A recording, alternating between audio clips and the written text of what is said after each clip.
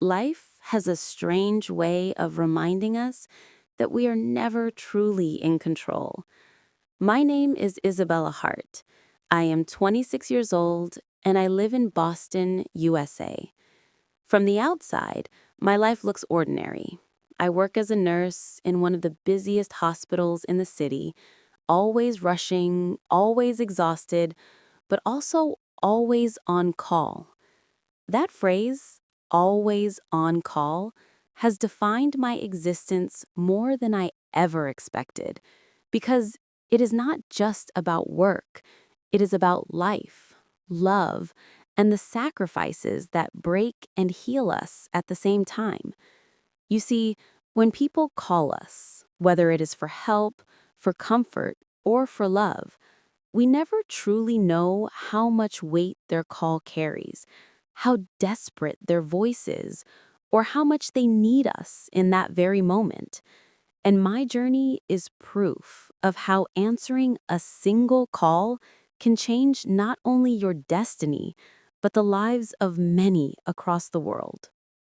I was raised in a modest home, the daughter of immigrants who sacrificed everything to give me a future. My mother often reminded me that compassion was a gift more valuable than gold, and my father told me that when someone reaches out for help, you must never let the phone ring unanswered.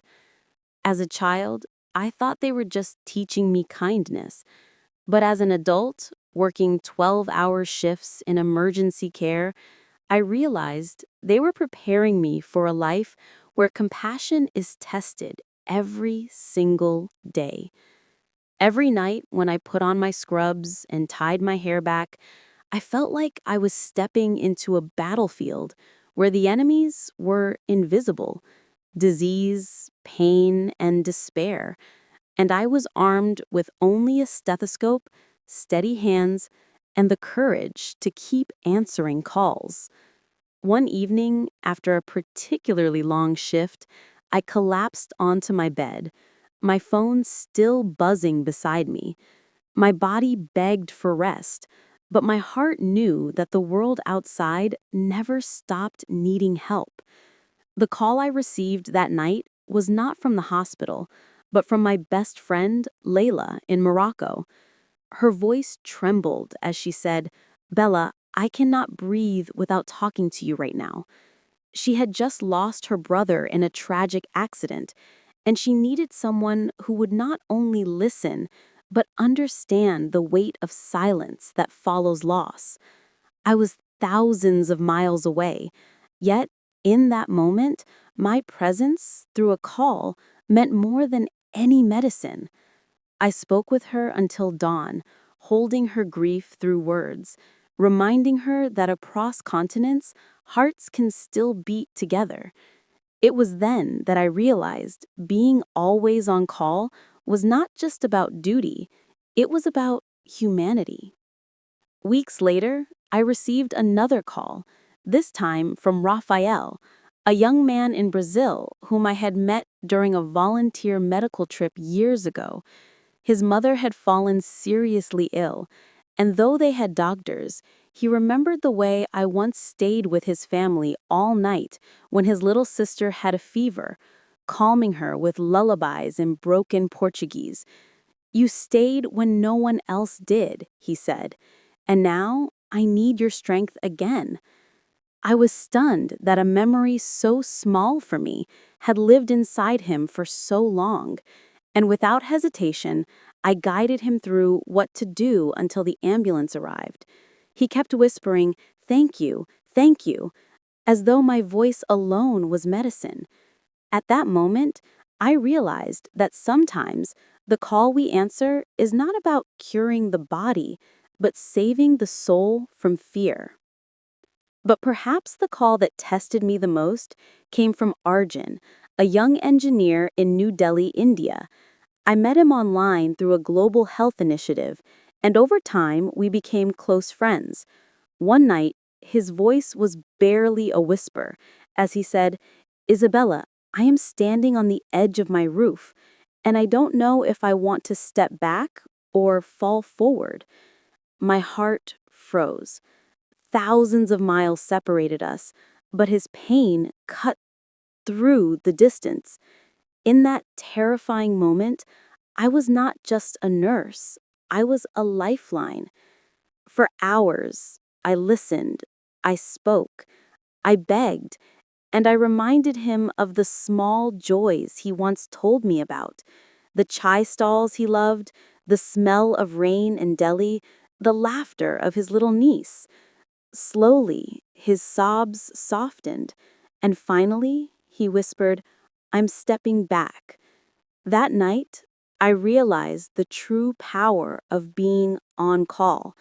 It can literally hold someone's life in your hands. Months passed, and I thought I had seen every kind of call. But one day, I received a desperate message from Cairo, Egypt. A woman named Amira, who had followed my online health advice posts, wrote that her daughter was gravely ill and that she didn't know whom to trust. The local hospital was crowded, and fear filled every word she wrote. I guided her step by step, helping her calm her daughter, teaching her small techniques to ease the pain until help arrived. Days later, Amira sent me a photo of her daughter smiling with the words, "You were our angel," on the line. I cried that day, realizing that sometimes, even without meeting people, we can become part of their survival story simply by choosing to pick up when they call. And yet, even as I gave myself to the world, I sometimes wondered who would answer when I needed to call. Because being always on call meant I often neglected myself, my rest, my own tears. One night, after a particularly difficult shift where we lost a patient despite every effort, I broke down, clutching my pillow, my phone buzzing beside me.